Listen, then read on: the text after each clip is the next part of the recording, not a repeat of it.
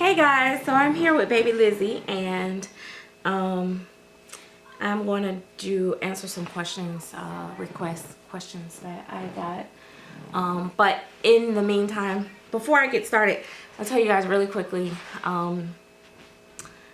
the story behind how I got her, Lizzie. Well, not how I got her, but the day that I got her. My week had been very hectic. I end up, like, of course, I told you guys in the box, during the box open, I don't know if you remember, Claire was trying a new way of shipping, it's the safest way to ship, and I've used it numerous times before, but this particular time, the package took a long time for them to deliver. So what happened,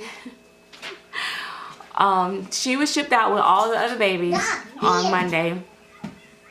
But when I contacted Claire, Claire was like, you know, a couple of them got delayed. Well, long story short, fast forward, the day that I got Lizzie, I called the post office from work, and I'm like, hey, you know, what is going on? My box been showing, you know, at my local post office, that it left the main post office to the local post office, which is only 10 minutes apart, and it's been in that status for 4 days now. I said, it don't take 4 days for it to get there. What is going on? So the guy was like, oh, you know, I have an update. I said, something is wrong, you know. My box has to be there. And so he was like, oh, well, I'm gonna look into it, and you know, and oh, let me hold on. And so he put me on a long hold. It was so funny because, you know, I'm sitting there and I'm on my break, and I'm like, everybody's like, what is she doing? Like, I'm just sitting there holding, waiting for them to come to the line. So then he comes to the line. He's like, oh, your box is here. I don't know why I didn't go out with the mail today. And I'm like, this is day 4. I need my box. He was like, okay, well, I'll get it out. We'll get it out to you later today. We'll make sure we get it out to you later today. So basically, the post office was holding my package there for all that time, not doing any updates, and just holding the package. I mean, you know, so those are one of the things that, you know, can happen when you're getting a baby, and you just can't, you really can't fault the seller, because our postal service sucks, you know. However, for once in my life, I really wasn't stressed about, you know, as far as like if something was wrong. I just knew that she was sitting there somewhere. But I wasn't worried about it because the way she was shipped was registered mail, which is very secure. They basically place them in lock boxes, and only certified reps can touch them. When I shipped out like Kingston babies like that, I ship registered. Very specific to, you know, who can sign for the baby and all that great stuff. You know, it's a very secure way of shipping. So so then I finally, you know, find out, yeah, it's gonna be delivered. So then here comes, you know, the big wig comes personally and asks me, can I stay late and work on this special project that I've been working on? I was like, you gotta be kidding me. So I called my daughter, and thank God she was off from work, and she went and picked Lizzie up from my mailbox. But then so then I had to wait all day because I had to work late. Then, you know, I have to pick up Gabby, then I feed Gabby, and then I came and set up for the live stream. So anyway, and then the live stream, you know, was acting crazy. My internet was acting stupid, and so anyway, it was great that afterwards I was a little frustrated, but I was able to talk to like Dawn and Joanna, like I told you, and you know, it was just it was very refreshing to have some other mommies in the community to really share that happy moment with me, and we just like talked about outfits and stuff like that, and you know, and all that great stuff. So anyway, so after talking with them, you know, of course I'm very tired, I'm exhausted. I didn't grab anything out of the car when I came in because I was rushing to be able to get to open Lizzie. But going down the steps, I got to the last step, and I don't know what I stumbled over, something, I don't know, and I fell face first, like, and I like busted both of my knees. My knees were swole, and I had a major interview the next day. So, and it's like I could barely stand up.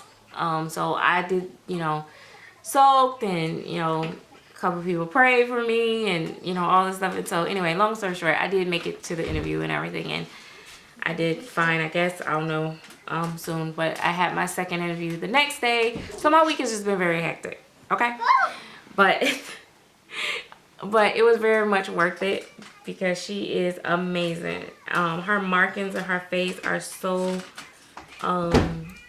much like a real like biracial or Caucasian baby.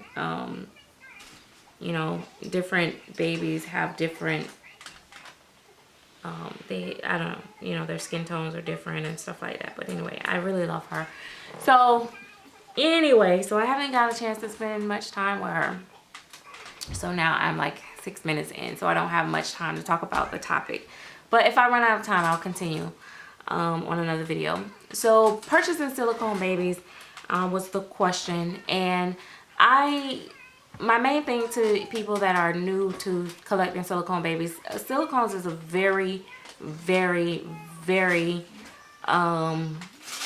tricky baby to buy.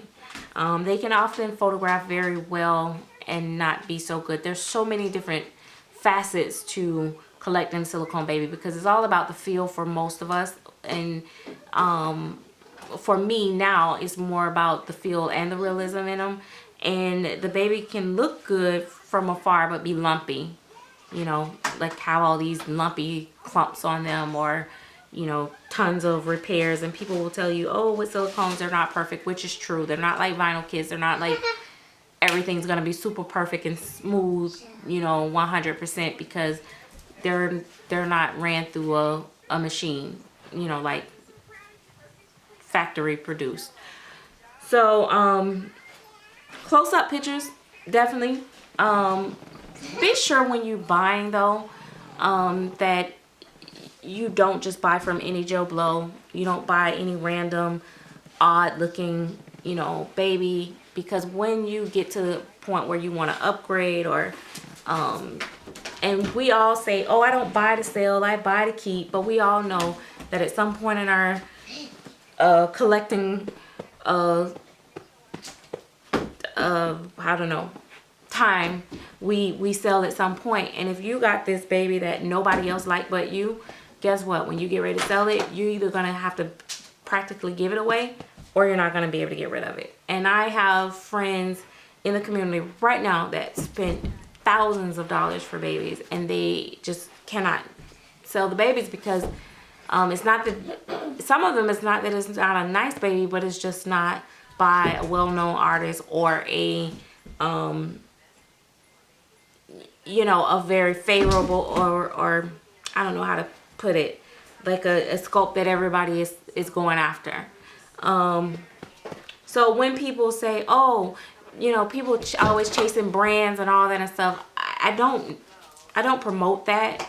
But at the same time, like high quality or babies that hold their value and stuff like that, I do promote that, because you need to be able to sell, especially if you're a collector that take very good care of your babies. Gabby, I told you cannot hula hoop in the house. Put it down. Sorry, mothering 101. And I'm not gonna edit that out. But yeah, so it makes a big difference. When you're new, you don't know these things, right? All I can say is,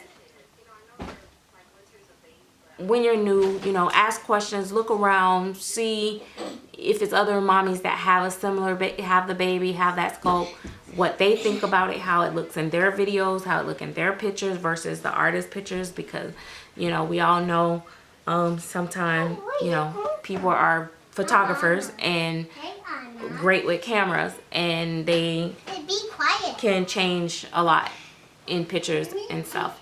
So, or in video, they may not show different angles of the baby so that you only get an illusion of certain things. She's like, she is sleepy. She had she's been drinking cereal in her bottle, and then she stayed up all night because my new baby Sasha is like a hyper baby. Like, she didn't sleep last night, Sasha. She just like do all this cooing and stuff, and she kept Lizzie up, and Lizzie, you know, was like, kept looking at her like, is this girl gonna ever shut up? And so therefore now she's all sleepy now. But yeah, buying silicone babies can be, you know, not as easy as, you know, seem. But there are some artists out there, you know, secondhand mommies are great when you're buying from reliable secondhand mommies. And if you're gonna pay, unless it's a doll that is sold out and you can't get it from the artist anymore, then I wouldn't pay over the original price. Or I don't know how, like, unless it's something specific about that baby. Like, I've done that a couple times. If it's a baby like one of a kind, or it's so particular that I want just that one, then that's different. You know, we want what we want and we buy what we want to buy.